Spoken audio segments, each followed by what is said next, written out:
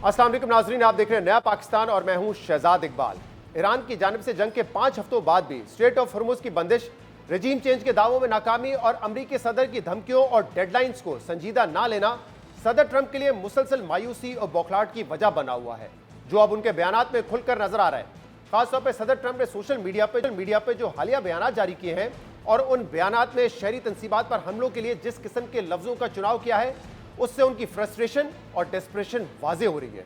और इस पूरी सूरत हाल में अलमिया ये है कि वो अमरीका जो पूरी दुनिया में रूल बेस्ड ऑर्डर का दावा करता है, इंसानी हकूक और आलमी कवानीन के एहतराम का लेक्चर देता है, अब उसी सुपर पावर रियासत का सदर एक मैडमैन और रूथलेस डिक्टेटर की तरह खुलकर ईरान पर तवानाई की तंसीबात और पुलों समेत शहरी तंसीबात को निशाना बनाकर ईरान को पत्थर के दौर में भेजने का ऐलान कर रहा है, जो न सिर्फ आलमी कवानीन की खिलाफ वर्जी है बल्कि कई अमरीकी और आलमी माहिरीन इसे जंगी जराइम भी करार दे रहे हैं। और अब हर गुजरते दिन के साथ ये वाजे हो रहा है कि जैसे गजा में कोई इदारा, कोई बैनुल-अक़वामी कानून इसराइल को फ़लस्तीनियों की नस्लकुशी, जंगी जराइम और इंसानी हकूक़ की खिलाफ वर्जियों से नहीं रोक सका, उसी तरह कोई मुल्क, कोई इदारा या कोई कानून सदर ट्रंप के पागलपन को भी नहीं रोक पा रहा है।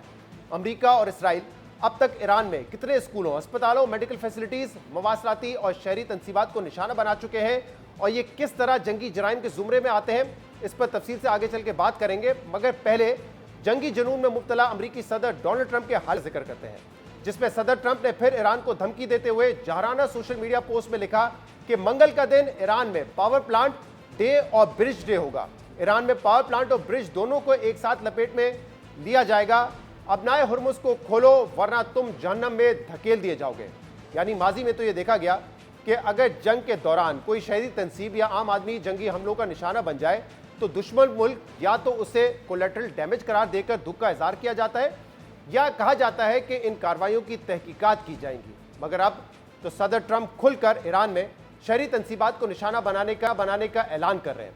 सिर्फ यही नहीं बल्कि अपने अहदाफ के हसूल में मुसलसल नाकामियों के बाद सदर ट्रंप बिल्कुल एक गुंडे की तरह ईरान को गालियां देने पर उतर आए हैं, जिसे ना हम बयान कर सकते हैं ना आपको स्क्रीन पर दिखा सकते हैं, बल्कि सिर्फ हैरानी का इजहार कर सकते हैं कि सदर ट्रंप अमरीका को किस लेवल पर ले आए। अहम बात यह कि सदर ट्रंप ने पिछले माह ईरान को स्ट्रेट ऑफ हॉर्मुज खोलने के लिए पहले 5 रोज और उसके बाद 10 रोज की अल्टीमेटम दिया था, जबकि कल उन्होंने एक बार फिर ईरान को याद दिलाते हुए कहा कि 6 अप्रैल की डेडलाइन खत्म होने में सिर्फ 2 रोज बाकी हैं, ईरान स्ट्रेट ऑफ हॉर्मुज खोले वरना उस पर क़यामत टूट पड़ेगी। लेकिन ईरान ने अमरीकी अल्टीमेटम को मुस्तरद कर दिया है और अब जब ये डेडलाइन खत्म होने में सिर्फ 1 रोज बाकी रह गया है तो सदर ट्रंप फिर शहरी तंसीबात को निशाना बनाने की धमकी। सदर ट्रंप की इन्हीं धमकियों पर जंगी जराइम के मामलात को देखने वाले साबिक अमरीकी सफीर स्टीफन जे रैप ने कहा कि सदर ट्रंप अपनी धमकियों से अमरीका को एक रोग स्टेट बनाने का रिस्क बढ़ा रहे हैं। उनके मुताबिक डिसैलिनेशन प्लांट्स पर हमले लाजमी तौर पर जंगी जराइम होगा, इसमें तो कोई शक ही नहीं है। जबकि ह्यूमन राइट्स वॉच के साबिक एग्जीक्यूटिव डायरेक्टर केनेथ रॉथ के मुताबिक पावर प्लांट्स पर हमले करना भी जंगी जराइम है। इसी तरह बैनुल-अक़वामी कवानीन के 2 माहिरीन ने भी अमरीकी टीवी एनबीसी से गुफ्तगू में कहा है कि सिर्फ डोनाल्ड ट्रंप की धमकियां ही जंगी जराइम के जुमरे में आ सकती हैं।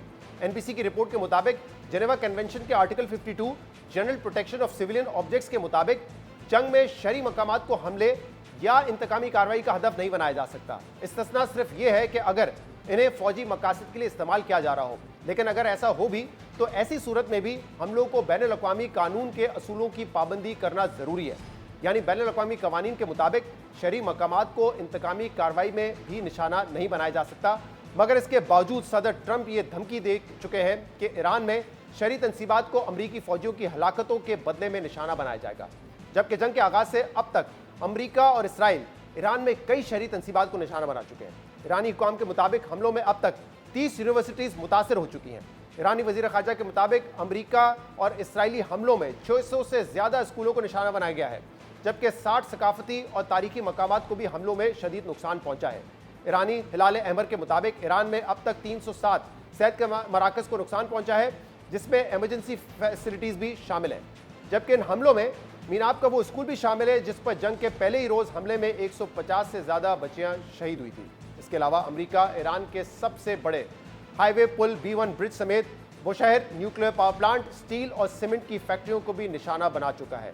अमरीका के इन्हीं हमलों पर एमनेस्टी इंटरनेशनल की सीनियर डायरेक्टर एरिका गुएरा ने कहा है कि जानबूझकर शहरी इंफ्रास्ट्रक्चर जैसे बिजली घरों को निशाना बनाना अमूमन ममनू है।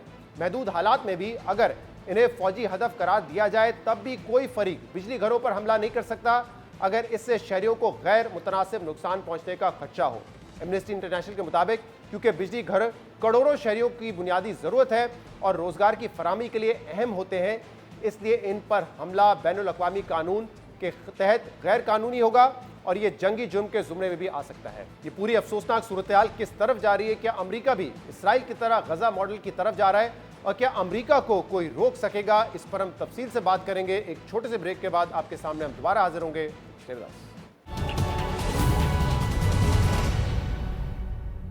वेलकम बैक नाज़रीन। डोनाल्ड ट्रंप की धमकियों और उनकी ज़बान से वाज़ेह हो रहा है कि उनकी फ्रस्ट्रेशन और डिस्प्रेशन बढ़ती जा रही है। इस पर हम मज़ीद बात करेंगे, जिसके लिए हमें ज्वाइन किया है मुनीर अकरम साहब ने, पाकिस्तान के फॉर्मर परमानेंट रिप्रेजेंटेटिव रहे यूनाइटेड नेशन में, और इसके अलावा हमें ज्वाइन कर रहे हैं हामिद मीर साहब, सीनियर सहाफ़ी और तज़कियाकार हैं। सर, आपका भी बहुत बहुत शुक्रिया ज्वाइन करने के लिए। मीर साहब, सबसे पहले आप ही की तरफ आएंगे। डोनाल्ड ट्रंप साहब के ट्वीट्स हम देख रहे हैं, उसमें फ्रस्ट्रेशन, डेस्परेशन नज़र आ रही है, और आज तो उन्होंने पार कर दी है। गालियों भरा ट्वीट ईरान के लिए, जिसमें वो धमकी दे रहे हैं कि ट्यूसडे का दिन जो है वो प्लांट डे और ब्रिज डे होगा, यानी कि जो पावर प्लांट से उनको भी हमला बनाएंगे और उनके ब्रिजेस को भी हमला बनाएंगे। साथ में गालियां भी दे रहे हैं। ये क्या है? आप भी यही समझ रहे हैं फ्रस्ट्रेशन है या वाकई कोई संजीदा धमकी है उनकी जानिब से? देखिए, डोनाल्ड ट्रंप साहब को जो लोग जानते हैं वो उनके लिए तो ये इस किस्म की लैंग्वेज कोई नई नहीं है। हम तो उन्हें कोई 25-30 साल से जानते हैं। वो 25-30 साल से यही कोशिश कर रहे हैं कि वो एक दिन अमेरिका के सदर बनेंगे, और 25-30 साल से ईरान के बारे में उनके यही अज़ाइम थे। और अब जब वो दूसरी दफ़ा सदर बने अमेरिका के, तो उन्होंने जो वादे किए थे उन्होंने वो वादे तोड़ दिए हैं। यहाँ पर उनका मसला ये है कि उन्होंने 28 फरवरी को इजराइल के साथ मिलकर ईरान पर हमला किया, और उन्होंने उसके 2-3 दिन बाद दावा किया था हमने जंग जीत ली है। अब वो जंग कहाँ जीते हैं? उनके तो अब जो फाइटर प्लेन्स हैं उनको ईरानी एयर डिफेंस सिस्टम जो है निशाना बना रहा है, उनके जहाज गिर रहे हैं, उनके हेलीकॉप्टर गिर रहे हैं। तो वो एक बड़ी बौखलाहट का शिकार है, और जिस किस्म की लैंग्वेज वो इस्तेमाल कर रहे हैं, ये किसी सुपर पावर के हेड ऑफ द स्टेट की लैंग्वेज तो नहीं है। ये तो एक किसी शिकस्त खुर्दा और झुंझलाहट का मारा हुआ शख्स जो है, जो कि अपनी खिफत छुपाने की कोशिश करता है। और एक मुहावरा है, खसियानी बिल्ली खंबा नोचे। तो बिल्ली जो है वो अपना शिकार करने में नाकाम रही है, और अब वो जो पीछे 1-2 खंबे रह गए हैं, यानी कि पर विंग्स रह गए हैं, तो उनको नोच के तो वो अपनी खिफत मटा रही है। तो ट्रंप साहब की जो पोजीशन है इस वक्त वो खसियानी बिल्ली वाली है, लेकिन वो खसियानी बिल्ली से भी कुछ आगे चले गए हैं। और जिस किस्म की उन्होंने जुबान इस्तेमाल किया, जो वो जो धमकियां दे रहे हैं, तो अगर वो उस पर अमल दरामद करते हैं, ट्यूसडे को करते हैं या वेंसडे को करते हैं, तो मुझे ये लगता है कि ऐसी सूरत में फिर पूरा मिडिल ईस्ट नहीं, पूरा जो एशिया है और यूरोप भी जो है वो भी इस जंग की लपेट में आ जाएगा। क्योंकि ईरान के पास इंफॉर्मेशन तो यही मिल रही है, अमेरिकी मीडिया भी यही बता रहा है कि नॉर्थ कोरिया ने उनको जो इंटरकॉन्टिनेंटल मिसाइल दिए हैं, जिनकी रेंज जो है वो 2000 किलोमीटर से लेके और 20,000 किलोमीटर तक है।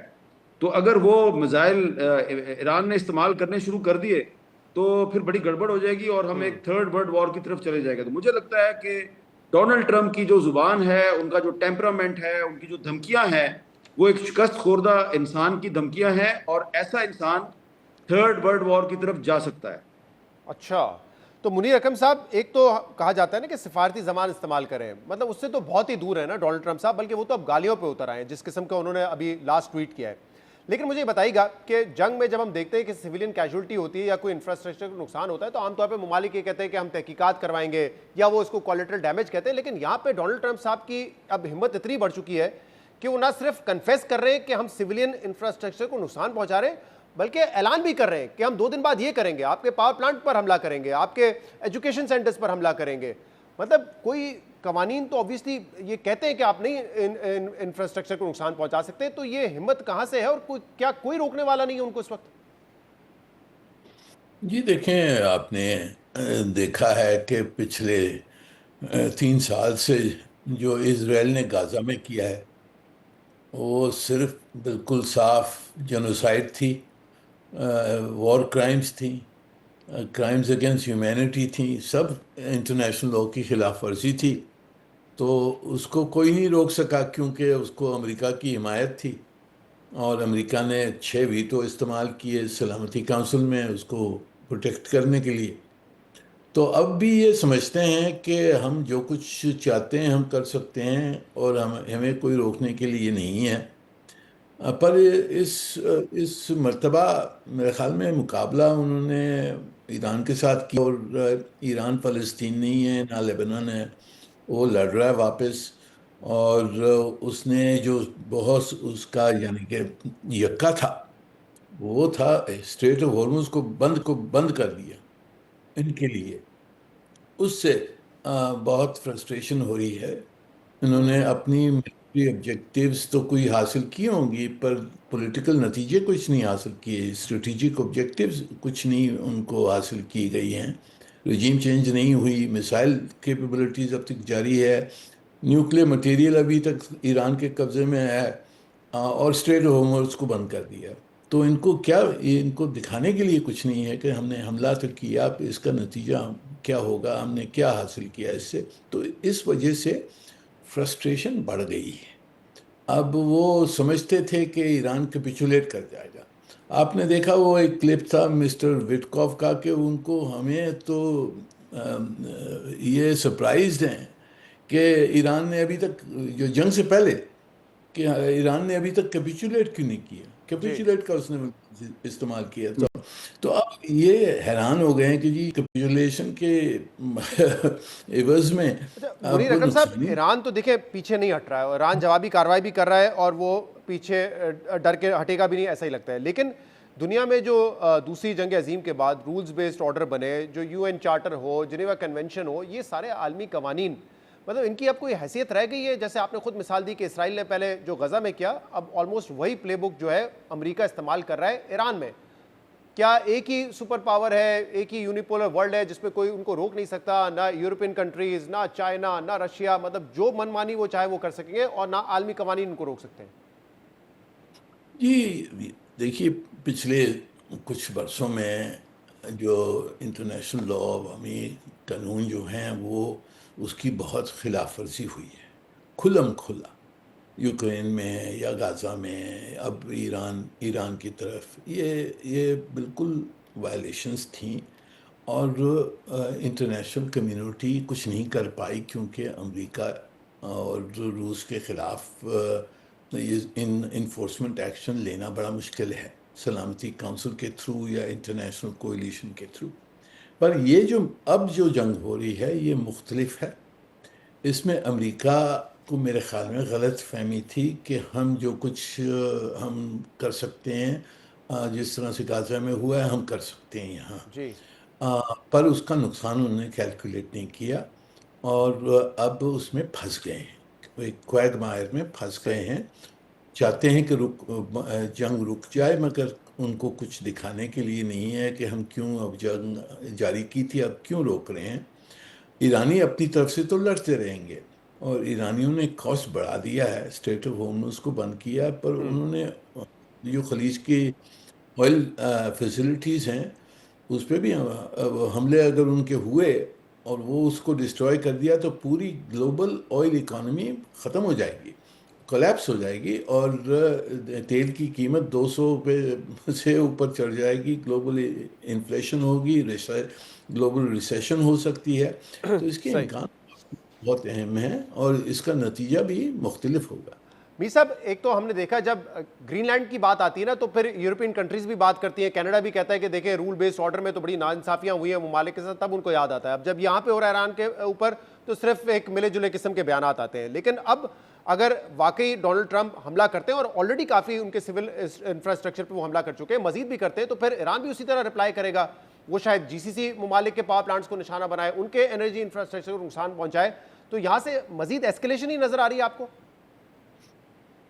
नहीं शहजाद साहब, ईरान यकीनन जो जीसीसी कंट्रीज में जो अमेरिकी अड्डे हैं, वहाँ पे जो पावर प्लांट्स हैं, उनको भी निशाना बना सकता है।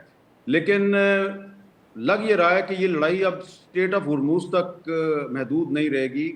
जो नॉर्थ कोरिया ने जो ईरान को जो लॉन्ग रेंज के जो मिसाइल दिए हैं, उन मिसाइलों को अब ईरान को इस्तेमाल करने की जस्टिफिकेशन मिल जाएगी। अब देखे ना, ये तो जो ट्रंप साहब की जो झुंझलाहट है उसकी एक वजह ये भी है कि उनका तो ख्याल था मैंने ईरान की नेवी भी खत्म कर दी, उनकी एयरफोर्स भी खत्म कर दी, मैंने उनकी मिसाइल पावर भी खत्म कर दी, तो अब उनके जहाज गिर रहे हैं, उनके उनके जंगी जहाज गिर रहे हैं, उनके हेलीकॉप्टर गिर रहे हैं। तो उनकी झुंझलाहट की वजह यह है कि जो उनकी इंटेलिजेंस एजेंसीज हैं, सुपर पावर की इंटेलिजेंस एजेंसीज हैं, उन्होंने ये असेसमेंट नहीं दी थी ट्रंप को कि ईरान जो है वो हमारे F-35 और F-18 को भी निशाना बना सकता है।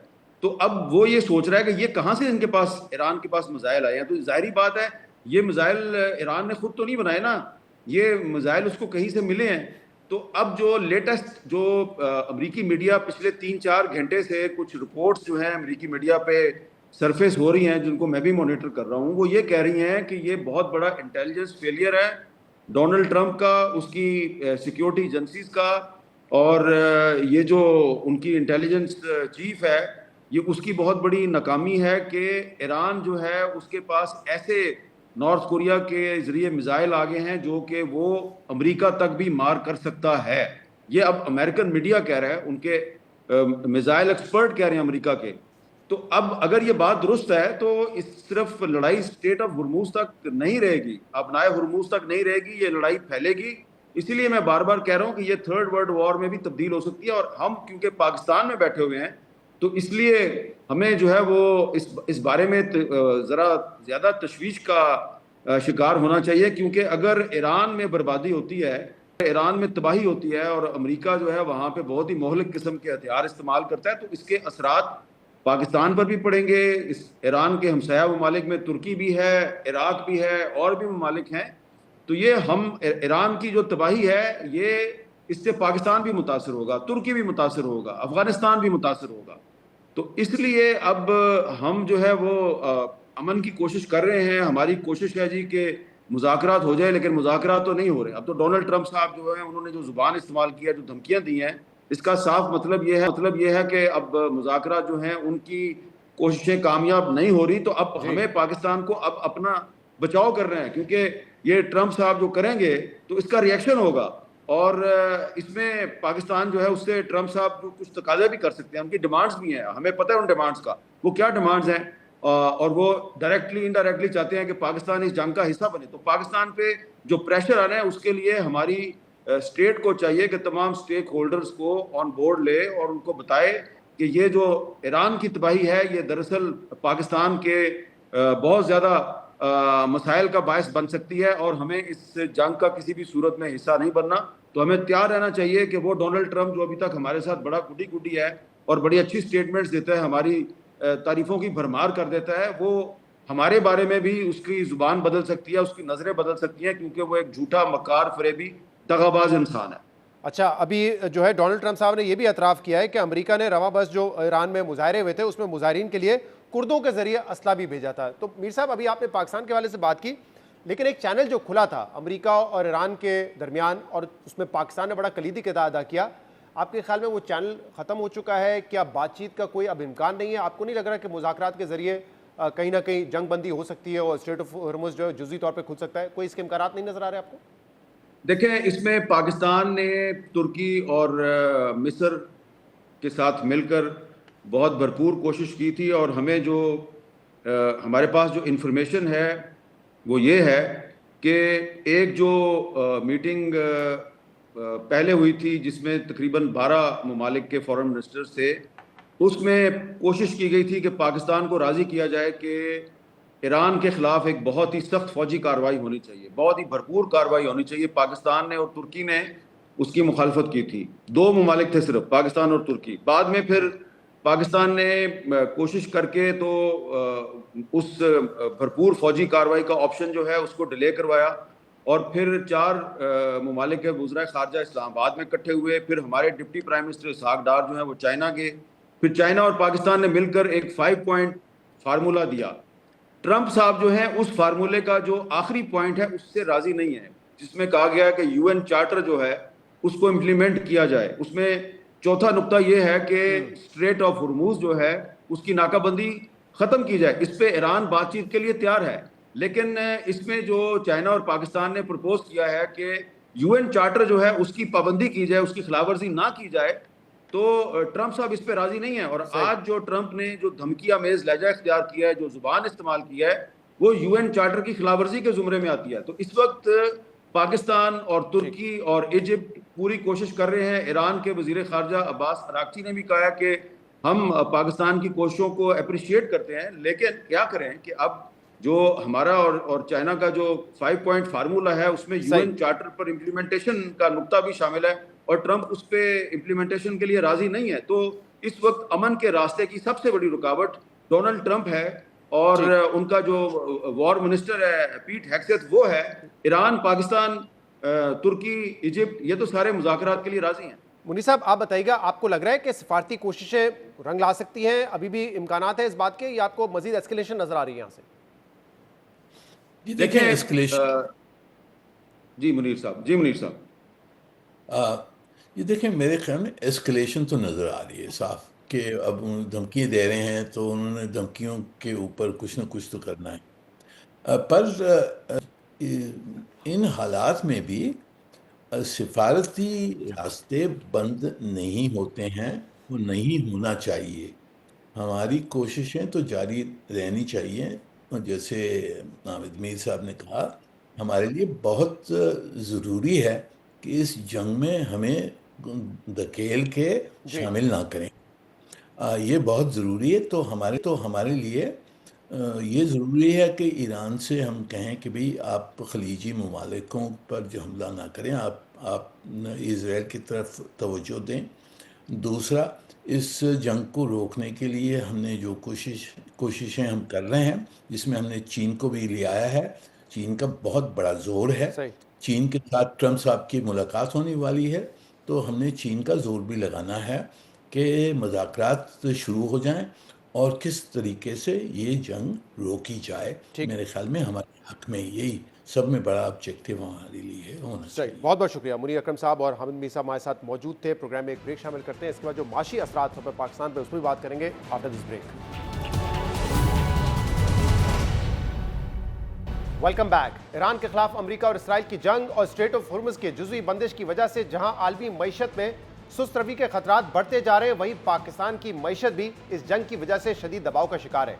पाकिस्तान में पहले ही एक माह के दौरान पेट्रोल की कीमतें 42% और डीजल की कीमतें 85% इजाफे के बाद तारीख की बुलंद तरीन सतह पर पहुंच चुकी हैं। जबकि आलमी मंडियों में पेट्रोलियम मसनूआत की कीमतों में मुसलसल इजाफे के रुझान की वजह से मुस्तकबिल करीब में कीमतों में कमी के कोई इम्कानात नजर नहीं आ रहे, जिसकी वजह से पाकिस्तान में महंगाई की शरह एक बार फिर डबल डिजिट में जाने के खदशात हैं, जबकि करंट अकाउंट खसारा भी बढ़ने का अंदेशा है। अहम बात यह कि महंगी पेट्रोलियम मसनूआत की दरामद की वजह से पाकिस्तान के एक्सटर्नल अकाउंट पर पहले ही दबाव था और अब पाकिस्तान को रवा माह $3.5 अरब की बैरूनी अदायगियां भी करनी है, जिनमें $2 अरब के कर्जे यूएई को वापस करने हैं और $1.3 अरब के यूरो बॉन्ड्स की अदायगी भी करनी है। द न्यूज़ में साफी मेहताब हैदर की खबर के मुताबिक पाकिस्तान यूएई को $2 अरब 17 अप्रैल को वापस करेगा, जबकि $1 अरब की अदायगी जुलाई में की जाएगी।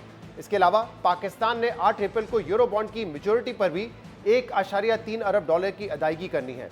यानी पाकिस्तानी मईशत को इस वक्त मल्टीपल चैलेंजेस का सामना है। पाकिस्तान इन चैलेंजेस से कैसे निपटेगा, इस पर बात करने के लिए हमारे साथ मौजूद है अवाम पाकिस्तान पार्टी के सेक्रेटरी जनरल और पाकिस्तान के साबिक वजीर खजाना डॉक्टर मिफ्ताह इस्माइल।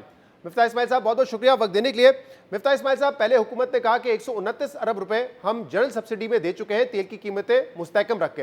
अब वो कह रहे हैं कि हम टारगेटेड सब्सिडी देंगे ट्रांसपोर्टर्स को भी, बाइकर्स को भी, और हुकूमत ने 80 रुपए लेवी पे भी कम कर दिया है। आपके ख्याल में ये इकदाम काफ़ी हैं या मजीद टूल्स हैं हुकूमत के पास अवाम को रिलीफ देने के लिए? शुक्रिया शहजाद भाई। देखें, अब जो बात 2-3 दिन में बड़ी क्लियर हो गई है और हम कुछ अरसे से कह रहे थे कि सबसे ज़्यादा सब्सिडी जो हुकूमत है वो ऑयल रिफाइनरीज को दे रही है और ऑयल मार्केटिंग कंपनीज को दे रही है। 7 मार्च को भी जब हुकूमत ने प्राइस बढ़ाई थी तो कोई जवाब नहीं था, क्योंकि 15 दिन की प्राइस सेट हो चुकी थी 1 मार्च को। अगर आपको शॉर्टेज का डर था तो या आप अपनी बेहतर एडमिनिस्ट्रेशन करते या आप टैक्स बढ़ा देते। आपने उस वक्त भी रिफाइनरी की प्राइस बढ़ा दी। आज ये बात है, और मैं आपको ये टेबल भेज सकता हूँ, कि जिसके अंदर आप देखें कि आपकी एवरेज जो प्राइस होती थी प्लेट्स की डीजल, वो अरेबियन लाइट से 7% ऊपर होती थी। कि अगर अरेबियन लाइट $100 का है तो प्लेट्स की डीजल की प्राइस 107 है, वो बढ़ के 193% हो गई मार्च के अंदर एवरेज पे। और आप 70% जो आप डीजल बनाते हैं वो पाकिस्तान में बनाते हैं, लेकिन आप उसकी फ्लैट्स की प्राइस दे रहे हैं, तो आप रिफाइनरीज को अरबों रुपए का मुनाफा दे रहे हैं for no reason at all. और वो अगर आप प्राइस कम कर दें, 100 रुपए तक की प्राइस कम हो सकती है पाकिस्तान के अंदर, तो आपको ये इतने सारे जतन नहीं करने पड़ेंगे। तो ये तो सबसे पहले ये गलती है, और हुकूमत के अंदर भी कुछ लोगों की ये बात थी और आपस में लड़ाई भी हुई है, लेकिन अच्छा, मेरी क्योंकि समझ से बाहर आपने है ये कि मामला उठाया है, और मैं देख रहा था कि अली खजर साहब इकोनॉमिस्ट हैं, उन्होंने भी ये मामला उठाया था कि इस वक्त जो इंटरनेशनल मार्केट में हम पेट्रोलियम प्रोडक्ट्स इंपोर्ट करते हैं उसमें डीजल की कीमत $260 है, लेकिन क्रूड जो है वो $150 पर है, और हमारे यहाँ जो डीजल बनता है वो 75% हमारी रिफाइनरीज खुद बनाती हैं।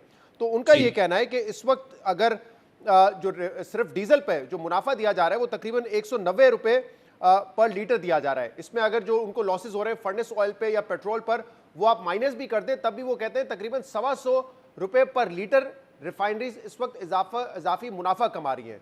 तो ये बात आप कह रहे हैं कि ऐसा ही है और इसको आराम से कम किया जा सकता है, और सारे मसले खत्म हो जाते हैं। आप देखें ना, ये तो आप सेल्फ इन्फ्लिक्टेड वुंड है।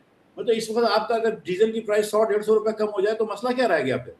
और उसके बाद आप ये देखिए कि आपकी रिफाइनरीज कौन ओन करता है? भाई 60% तो अपारको रिफाइनरी हुकूमत पाकिस्तान ओन करती है, पीआरएल जो है वो पीएसओ ओन करती है। सबसे बड़ी मार्केटिंग कंपनी पाकिस्तान में जो है ऑयल मार्केटिंग, वो पीएसओ हुकूमत की कंपनी है। हुकूमत को कल ये प्राइस डीरेगुलेट करनी चाहिए, हर चीज सही हो जाएगी खुद ब खुद। और पीएसओ को कह दे यार 2-3 हफ्ते 4 हफ्ते तक तुम प्राइस नहीं बढ़ने देना, और ये कम ही होती रहेगी, आहिस्ते आहिस्ते कम हो क्या जाएगी। ये वाकई इतना आसान है या इससे कोई डिस्टॉर्शंस पैदा होने के खदशात है? क्योंकि अगर हुकूमत ये कह रही है, जैसे जितने भी लोग आते हैं, अली परवेज मलिक साहब कह रहे हैं कि रोजाना वजीर आजम हमसे इन्फॉर्मेशन ले रहे होते हैं, हम इंडस्ट्री से इन टच है कि सप्लाईज वगैरह स्मूथली आ रही है या नहीं आ रही है, तो इतना एक इंपॉर्टेंट नुकता और इतना बुनियादी नुकता कैसे फिर हुकूमत इन हालात में?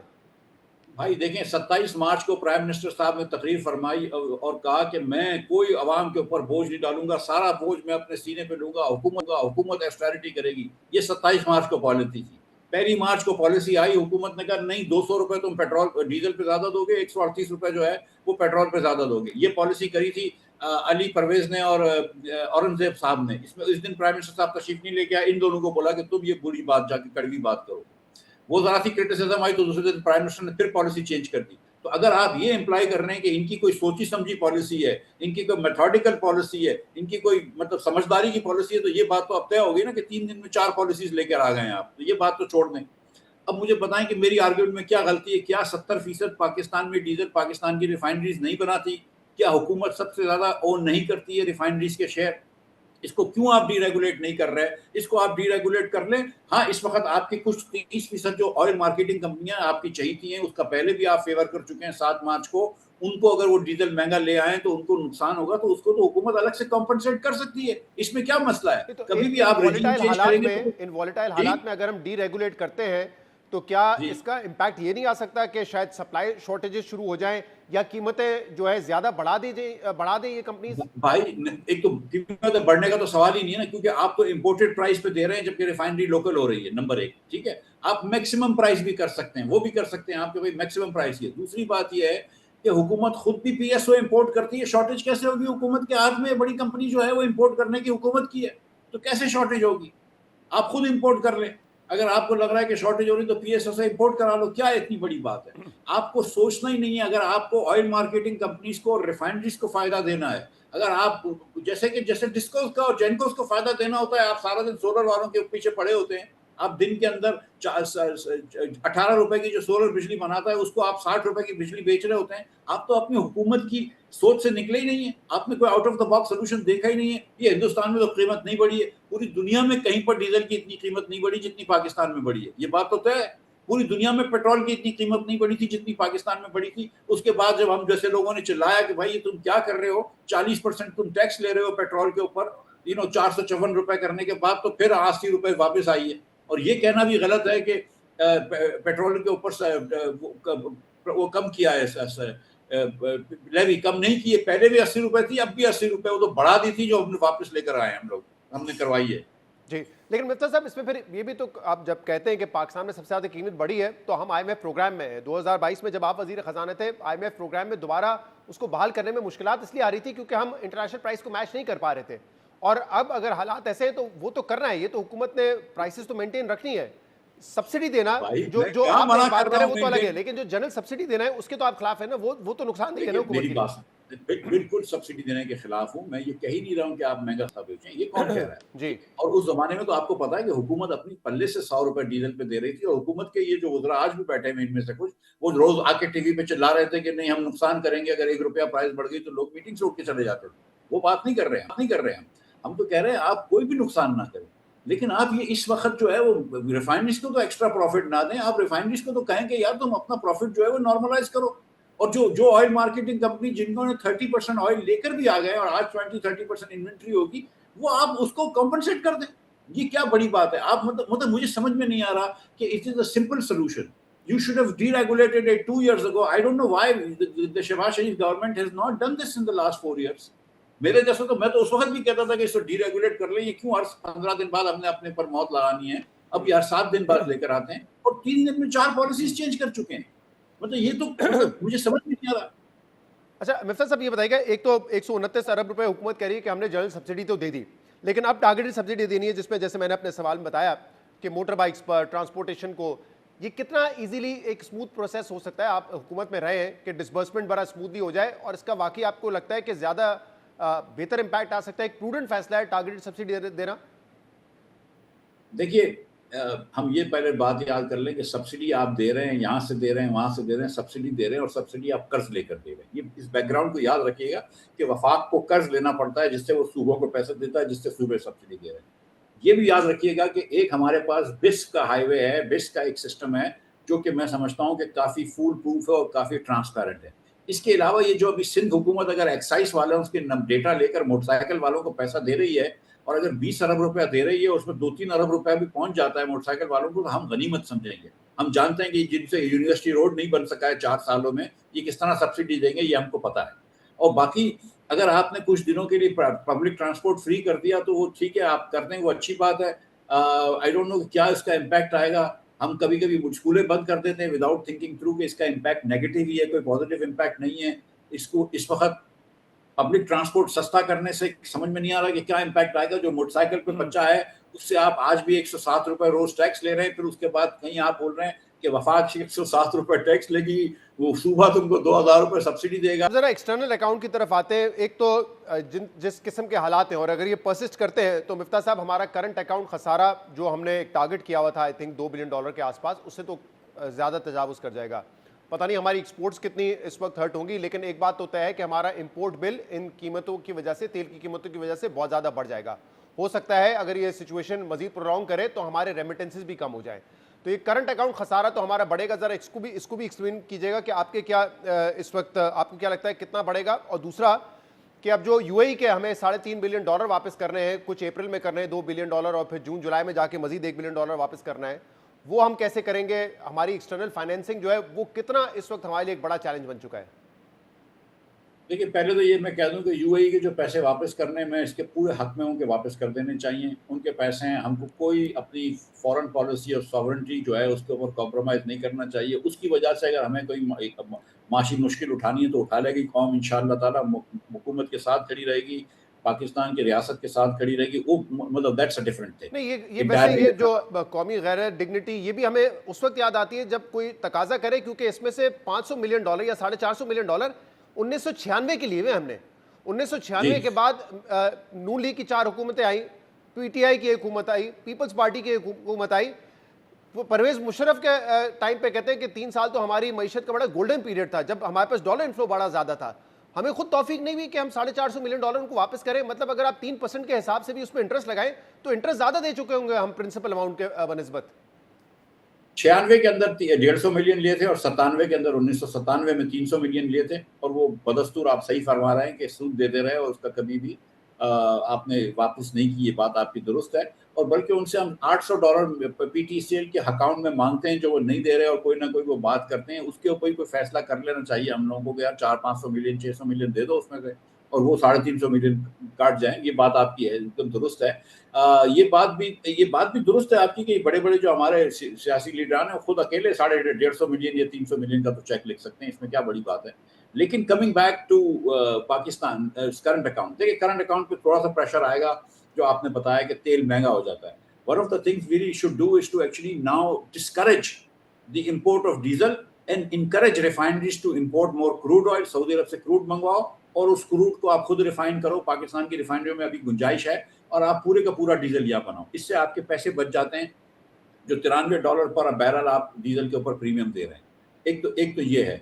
दूसरा, जब आप थोड़ी सी, अभी IMF ने मना किया, लेकिन थोड़ी सी इंपोर्ट के ऊपर मुझे यकीन है कि स्टेट बैंक जो है वो थोड़ा आगे पीछे करेगा, उसको स्लो कर देगा। स्टेट बैंक डॉलर्स भी खरीद रहा था, इसलिए फिल फॉर मुझे नहीं लगता कि हमारा रुपया जो है वो गिराने की जरूरत है। अगर आपका इन्फ्लेशन, महंगाई फिर से बढ़ जाएगी, महंगाई तो पहले से हाई थी, लेकिन महंगाई की बढ़ने की रफ्तार अब फिर से बढ़ेगी, तो शायद शरह सूद को वो करे, और शरह सूद को मेरे ख्याल से सही तरीके से अगर मॉनिटर कर लें या गेज कर लें, तो उससे वो कोशिश कर सकते हैं कि करेंसी हमारी ज़्यादा ना गिरे, अगर खुदा ना खास्ता गिरे तो। लेकिन ये बहुत ज़रूरी है कि हम करंट अकाउंट डेफिसिट को मैनेज करें मेरे ख्याल से। और ये बात भी आपकी दुरुस्त है कि खुदा ना खास्ता रेमिटेंस भी कम हो सकती है, और कई अरब ममालिक में हमारे लोगों को वीज़ा मिलना भी मुश्किल होगा, ये बात भी ज़रूरत है। एक्सटर्नल फाइनेंसिंग अगर टारगेट जो था IMF का जून 30 का, वो तकरीबन $18 बिलियन का है। आज अगर हम $16.5 बिलियन पर हैं, तो उसमें से जून एंड तक $3.5 बिलियन UAE के निकाल दें, $1.3 बिलियन हमने यूरो पेमेंट करनी है। IMF का बोर्ड अप्रूवल हो जाता है, $1 बिलियन हमें या $1.3 बिलियन वहाँ से मिल जाएंगे। लेकिन फिर भी जो गैप रहेगा वो कहाँ से पूरा करेंगे? आपको लगता है कि इन हालात में पाकिस्तान जो पांडा बॉन्ड इशू करने की पिछले 2 साल से बात कर रहा है, वो पॉसिबल है, या कोई और फ्रेंडली मुल्क या सऊदी अरब हमें बेल आउट करेगा? क्या कैसे करेंगे अरेंज? देखिए, पेंडा बॉन्ड की मार्केट जो है ना, वो इतनी लिक्विड नहीं है, इतनी डीप नहीं है, और पाकिस्तान के लिए खास तौर पर तो $500 मिलियन से ज़्यादा की पेंडा बॉन्ड नहीं मेरे ख्याल से हम कर सकेंगे। 250 मिलियन कर लेंगे या 500 मिलियन कर सकेंगे, इससे ज़्यादा नहीं कर सकेंगे। हमारा यूरो बॉन्ड जब ये वापस करेंगे, तो उसके बाद हो सकता है हम यूरो बॉन्ड की मार्केट में वापस जाएं और $1 बिलियन वहाँ से उठा लें। मेरा नहीं ख्याल है कि इस वक्त हमको कोई और सॉवरेन डिपॉजिट्स मिलेगी। शायद सऊदी अरब की मिल जाए, हमने मांगी तो हैं। मेहताब भाई ने लिखी भी थी अपने न्यूज़ में, आपके खबर में, अखबार में, कि 5 बिलियन मांगे हैं, जिसमें से कुछ 3-4 बिलियन तो सऊदी के जो पड़े हैं उसको लॉन्ग टर्म करना है। हो सकता है कि 1-8 बिलियन सऊदी अरब आपको इस वक्त और भी दे दे। लेकिन एक्चुअली थिंग इज कि इस वक्त बहुत ज़्यादा उम्मीद नहीं करनी चाहिए। शॉर्ट टर्म लोन हम किसी बैंक से उठा सकते हैं, मेरे ख्याल से बैंक से मेरे ख्याल से कुछ 500-600 मिलियन उठाए थे। लेकिन the best thing really would be to now keep current account in check. Current account को ना बढ़ने दें, और अगर आप करंट अकाउंट को अपने कंट्रोल कर लेंगे ना, तो आपको वो मसला नहीं आएगा। देखिए, मसला ये होता है कि आपकी एक तो लेवल देखते हैं कि चलो आपका रिजर्व का लेवल कम हो गया, लेकिन अगर लोग देखेंगे, दुनिया के लोग ये देखेंगे कि करंट अकाउंट इनका ठीक है, करंट अकाउंट में इनको इतना मसला नहीं हो रहा, तो फिर हमारे पास कम भी पैसे हुए तो इनको हमारे रुपए के ऊपर कोई प्रेशर नहीं आएगा। लेकिन अगर आपका करंट अकाउंट में डेफिसिट ज़्यादा बढ़ जाता है, तो फिर आपके पास जितना भी स्टेट बैंक का रिजर्व हो, लोग आपको कर्ज नहीं देंगे। करंट अकाउंट लेकिन इस वक्त मैनेज करना एक बहुत ही चैलेंजिंग टास्क होगा हुकूमत के लिए, खासतौर पे अगर ये जंग मजीद कुछ वक्त जारी रहती है। लेकिन मुझे एक बात बताइएगा मिफ्ता साहब, ये पिछले कुछ सालों से हम जिस तरीके से अपने रिजर्व्स बिल्ड कर रहे हैं, कि हमने 2019 से खास तौर पे ये सिलसिला शुरू किया कि आप दोस्त ममालिक से जाएं और डिपॉजिट्स ले लें। IMF भी कहता है कि अगर आपने एग्रीमेंट करना है हमारे साथ, या आपकी जो रिव्यू है वो इसी पर डिपेंड करेगा कि क्या आपके दोस्त ममालिक रोल ओवर करते हैं कि नहीं करते। अब ये तकरीबन 12 बिलियन है जो कि चाइना, सऊदी अरब और UAE से लिए हुए थे। ये कोई मॉडल तो नहीं है जिस पर हम अपने मुल्क को चला सकते हैं for a long period of time? Because ये जाहिर सी बात है, हमारे लिए फॉरेन पॉलिसी में एक फंदा तो बनेगा। आज एक मुल्क के साथ बना है, कल दूसरे मुल्क के साथ बन सकता है। We can not rely on this. अच्छा, इससे पहले भी हम अपना जो भी फॉरेन एक्सचेंज रिजर्व है वो भी डेट पे एक्यूमुलेट करते थे। कभी पेरिस लोन है, कभी बायलैटरल लोन्स है, मल्टीलैटरल लोन्स है, बैंक से लोन्स है। मतलब कितना अरसा हो चुका है कि पाकिस्तान ने अपने रिजर्व्स को कोई एसेट्स पे बिल्ड किया हो, चाहे वो एक्सपोर्ट्स हो, चाहे वो FDI हो, चाहे वो रेमिटेंसेज हो। मतलब हम तो कर्जों पे ही हमारा सारा फॉरेन एक्सचेंज रिजर्व खड़ा हुआ है ना। देखिए, हम तो एक डेट ट्रैप में ना, कि जितना हमको कर्ज सूद वापस करना होता है, वो भी हमारे पास पैसा नहीं होता, तो हम कर्ज लेते हैं। लेकिन हमारा आइन जो है ना, वो आपको फोर्स करता है आपको मकरूज रहने पे। आपके आइन के अंदर जो आपकी NFC जो है, जिसको 18वीं तरमीम में कहा है कि NFC को आप कम नहीं कर सकते, सूबों का शेयर बढ़ा सकते हैं। उसकी वजह से जब से आप देख लीजिए कि जब से 15 साल से NFC अवार्ड आया है, पाकिस्तान मजीद कर्जों में डूबते आ रहा है। बहुत सारे लीडर आ रहे थे, इमरान खान साहब जब तशरीफ लाए थे हुकूमत में, तो उससे पहले वो कहते थे मैं आऊँगा सब कुछ सही हो जाएगा। नहीं कर सके। अब वक्त निकल रहा है, कर्जे बढ़ रहे हैं, वक्त निकल रहा है, कर्जे बढ़ रहे हैं। अब जब लोगों को अंडरस्टैंडिंग हो गई है कि NFC चेंज करना है, तो शहबाज साहब ने 4 साल ज़ाया करे। इनके पास वो करेज ही नहीं है, वो कन्विक्शन ही नहीं है कि लोगों को बिठाएं और बोलें कि नहीं देखो, ये पाकिस्तान के लिए करना ज़रूरी है। लोग अपनी अपनी फीफडम्स हैं, किसी को मतलब सूबों को पैसे चाहिए बांटने के लिए, जहाज़ खरीदने के लिए, पता नहीं क्या क्या करने के लिए। तो हमारे जो सियासी लीडरान हैं ना, उन्होंने लोकल गवर्नमेंट में कोई स्ट्रक्चर किया है, ना NFC अवार्ड कम किया है, ना आपने कोई कटौती लगाई है एडीपीज में, सूबों के पीएचडीपीज में या वफाक के पीएचडीपी में। अभी भी जो ऑस्टेरिटी की बात थी, ये ऑस्टेरिटी सब दिखावे की थी। ये कहना कि भाई 50% गाड़ियां बंद कर दो पूल की, क्या पता किस बंद हुई है कि नहीं हुई, हमको हुकूमत बताए ना कि बंद की है। ये कहना कि 60% पेट्रोल कम इस्तेमाल करो, क्या पता हुकूमत ने किया है कि नहीं किया। हुकूमत हमको पता है। देखिए, कट वो होता है कि जब आप वजारत खजाना से, जब आपने वजारत खजाना ने आपको 15 अरब रुपया दिया एक वजारत चलाने का, जैसे इंफॉर्मेशन, तो आप 2 अरब वापस कर दें, ये कट हुआ। आप अपने 2 अरब सरेंडर आप करेंगे, दुरुस्त ये कह रहे कट हैं, ये हुआ। मॉनिटर करना बड़ा मुश्किल है। आज ही सोशल मीडिया पे मैं देख रहा हूं कि एलिजिडली अमीर मुकाम साहब का एक काफिला है, उसमें इतनी सारी गाड़ियां हैं, वो भी वजीर हैं, तो उनके साथ भी एक बड़ा फ्लीट है गाड़ियों का। तो ये पता नहीं हमें चलता कि कितना कम हुआ है नहीं हुआ है। लेकिन एक चीज़ जो हम जिसमें पाकिस्तान की बड़ी तारीफ सुन रहे हैं कि पाकिस्तान इस सारे मामले में सेंटर स्टेज पर है। अमेरिका हमारी तारीफ करता है, ईरान तारीफ कर रहा है, जीसीसी के बेशतर मुल्क हमारे साथ खड़े हुए हैं। कोई इसका इकोनॉमिक बेनिफिट आपको नजर आ रहा है कि अच्छी डिप्लोमेसी जो हम कर रहे हैं और एक बैलेंस्ड हमारी पोजीशन है? क्योंकि इस वक्त पता नहीं आईएमएफ हमें कितना रिलीफ देता है, और आपको पता है बतौर वजीर खजाना अमेरिका का इन्फ्लुएंस है आईएमएफ पर, तो क्या हमें वहां से कोई फायदा मिलेगा, हमें खलीजी ममालिक से कोई फायदा मिलेगा, अमेरिका से बराह रास्त इन्वेस्टमेंट आएगी? मतलब कहीं से कोई इकोनॉमिक बेनिफिट हमें मिल सकता है या नहीं मिल सकता इसका? देखिए, अमेरिका से दोस्ती करने से आपका आईएमएफ पे इन्फ्लुएंस बढ़ जाता है, लेकिन उससे आज तक आपको कभी पैसों का फायदा नहीं हुआ, कहीं माइशत का फायदा नहीं हुआ। अगर आप अमेरिका से ये कह दें कि हम आईएमएफ को कह दो कि हमको सब्सिडी देने दे, और हम सब्सिडी देंगे तो अपने पैसों से देंगे ना, हम ही कर्ज लेके सब्सिडी देंगे, तो वो इवेंचुअली हमारे बच्चों के ऊपर या हम कल के लिए उधार छोड़ के जाएंगे। सही बात। तो सच्ची बात यह है कि शहजाद भाई देखें, जिस तरह मुल्क है ना, कोई किसी का उधार लेकर, किसी की खैरात लेकर कोई अमीर नहीं होता। अगर आपने अमीर करना है तो अपने बच्चों को तालीम देनी है, सूबों का स्ट्रक्चर चेंज करना है, लोकल गवर्नमेंट्स के स्ट्रक्चर्स को चेंज करना है, इस किस्म के एब्सोल्युटली हाई टैक्सेस कम करने। और ये जो हुकूमत ने अपने हाथ में कीमतें ले रखी हैं, पावर की, गैस की, पेट्रोलियम की, डीजल की, छोड़ के प्राइवेट मार्केट पे छोड़ देना है ताकि कंपटीशन आए और सस्ती हो। हमारा जो है ना वो ये है कि यहाँ पे एक एलीट बैठा हुआ है, एक अशराफिया बैठा है जो हर चीज में हमको निचोड़ रहा है। आप देखें कि इतनी कीमत बढ़ी है, इसके अंदर डीजल के अंदर इन्होंने 100 अरब रुपए से ज्यादा का फायदा दे दिया डीजल की रिफाइनरीज को। आप सही। सोचें कि कभी हो सकता है, लेकिन आपने हर मौके से फायदा उठाया है अशराफिया को फायदा देने। बहुत बहुत शुक्रिया। डॉक्टर मिफ्ताह इस्माइल साहब हमारे साथ मौजूद थे। मैं इतना ही, शो से इजाज़त दीजिए। अल्लाह हाफिज़।